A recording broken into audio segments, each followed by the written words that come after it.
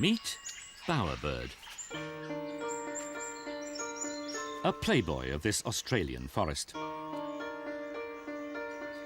And the structure is his bower, an arbour designed only for seduction.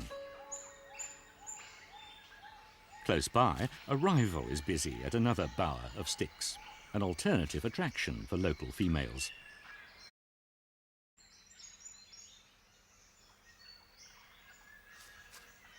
He works hard at tidying this centrepiece of his territory, fastidiously arranging his collection of feathers, leaves, insects and small shells. This playboy has a particular liking for objects that match the colour of his eyes and plumage, including blue berries, which he chews and then paints as a salivary mixture onto the twigs of his bachelor pad.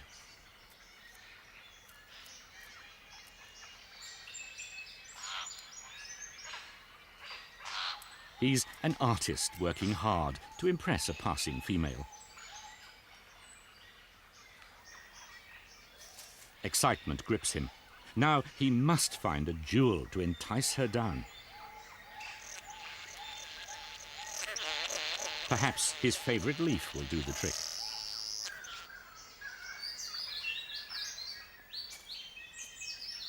Finally, he offers her a berry. It glows like a pearl of great price. But she's not impressed.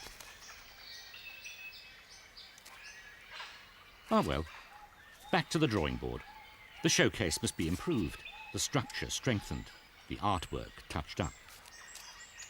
Unless he can attract her into this avenue between the twigs, he cannot mate.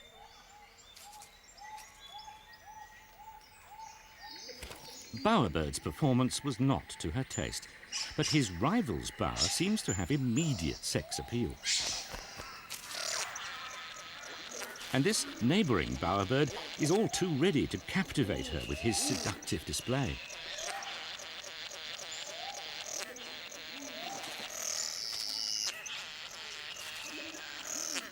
She is mesmerised by his artistry.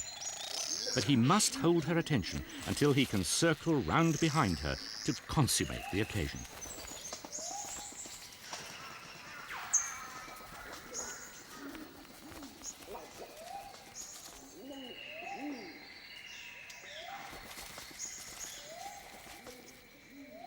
The arbour has served its purpose, and this mated female takes with her one of his treasures, perhaps a memento. But the rival is being watched as he leaves his scene of triumph. The temptation is not easy for bowerbird to resist. His rival's ornaments are there for the taking. He may not have succeeded at mating, but he can now improve his own collection while his neighbour is briefly away. It's an opportunity not to be ignored. Or is it that revenge is sweet?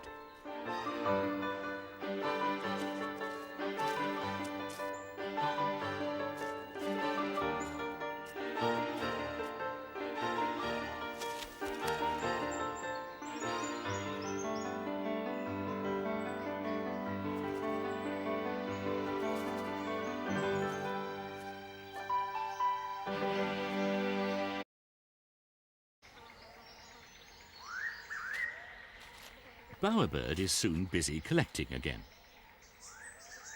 But he's unaware that his precious bower has an intruder. It's not a female. The beak is not dark enough. It's a juvenile male, just practicing a little theft.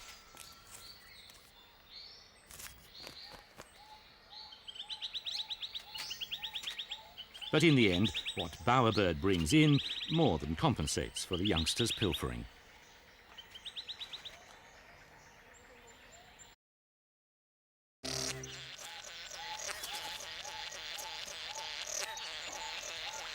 The playboy is also having some success.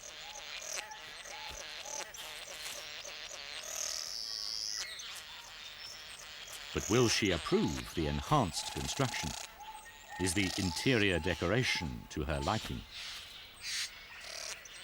Eyes bulge, feathers plump. He's into a serious display.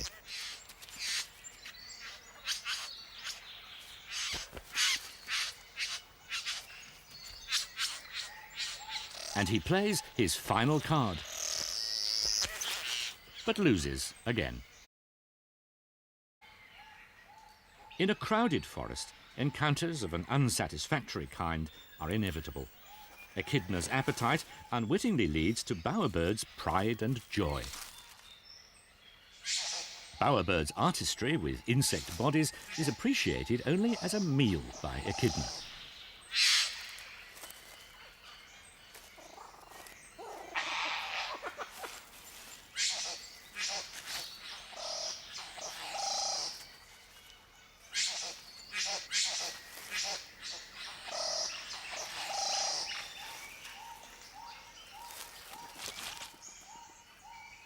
A diner who quite innocently demolishes the restaurant.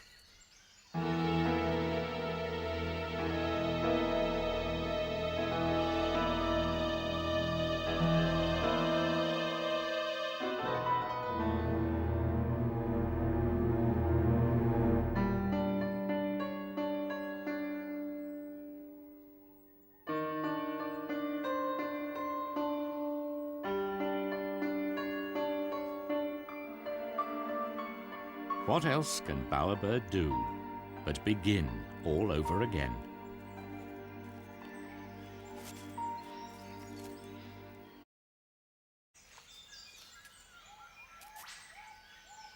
Bowerbird seems to have come to terms with the recent disaster. Without his bower, he stands no chance of achieving a mating. A satin bowerbird's architectural skills are his sexiest quality, but that means he has to work harder for love than most other birds. It's not been a good day for bowerbird or brush turkey. The clumsiness of echidna and the thievery of goanna took their toll. But before nightfall, bowerbird has already made headway with this new sculpture. He still has that neighbour as a rival, and even though he's stolen that neighbour's treasures, he has a long way to go to be sure of success. Not dead, just warming up. Bowerbird luxuriates in the morning sunlight. And this is not his bower. It's a training ground for juvenile males not far away. They're busy early, trying their skills at building and displaying to each other. And they're almost certainly using an ornament or two pilfered from bowerbird.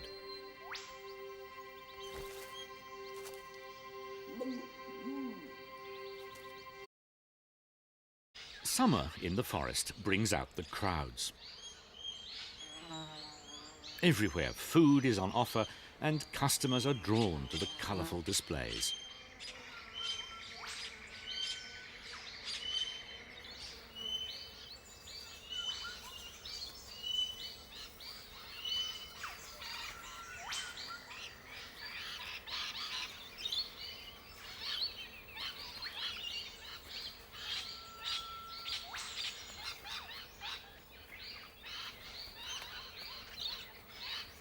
Top-knot pigeons and bird-wing butterflies sample the fruits of the forest.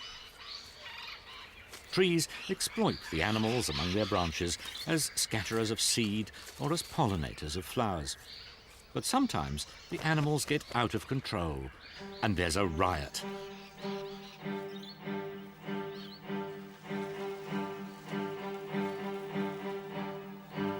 Soldier beetles in thousands invade a lily-pilly tree.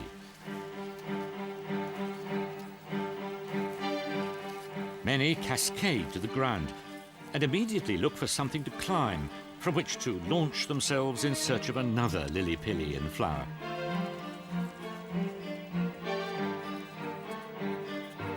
But on the ground, one army meets another, a better equipped force. Bulldog ants, at 1 inch long, the largest ants in the world. Frantically, they bite and sting in defense of their anthill nest.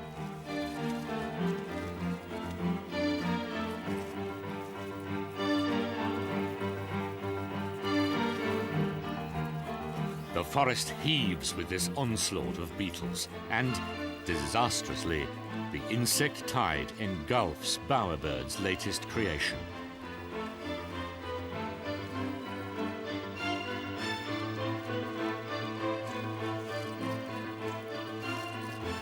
And there's nothing that bowerbird can do about it.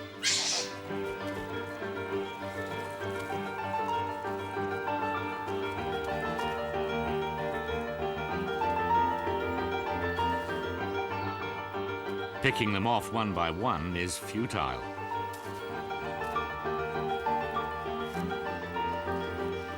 But he's compelled to try. The situation is desperate.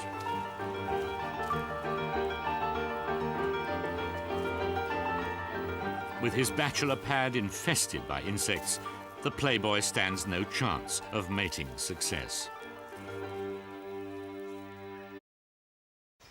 A solitary satin bowerbird chick is a special new arrival to this Lamington Forest neighbourhood.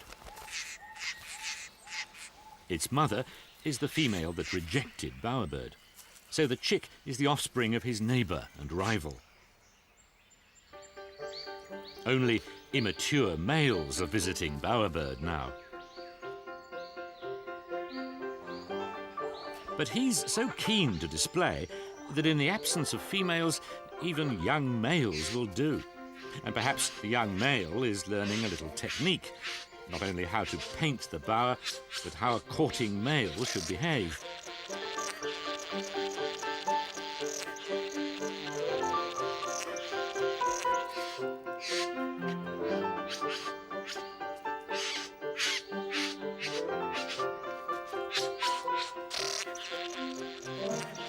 The juvenile seems impressed by bowerbird's dance, but his attention span is short and he's easily distracted away.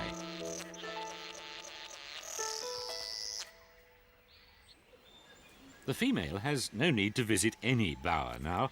She's a full-time mother, feeding and protecting the chick.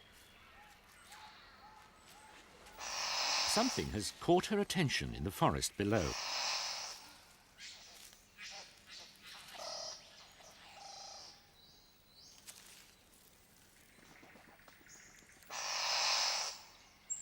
It's feral cat, a gone wild import.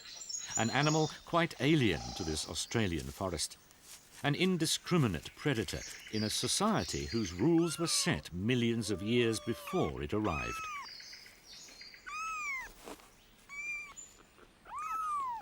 These kittens would be more at home in the human jungle.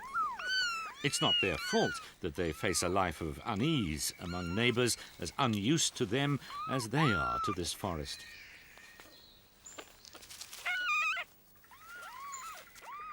Even in the human city, a cat often has to live on its wits. But out here are different challenges.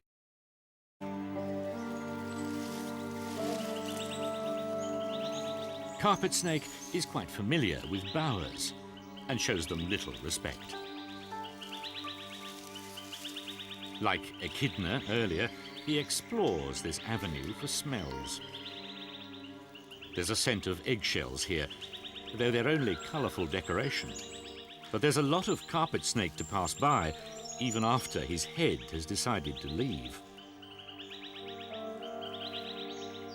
And bowerbird would do well to stand clear before cleaning up the wreckage.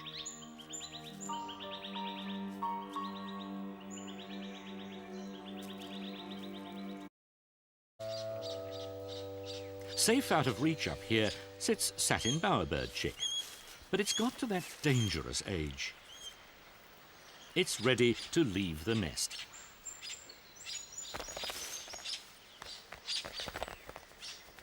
Well, just about ready. But at least it's still out of reach of carpet. Bowerbird has just about tidied up after carpet snake. But this display is going to be the most attractive yet.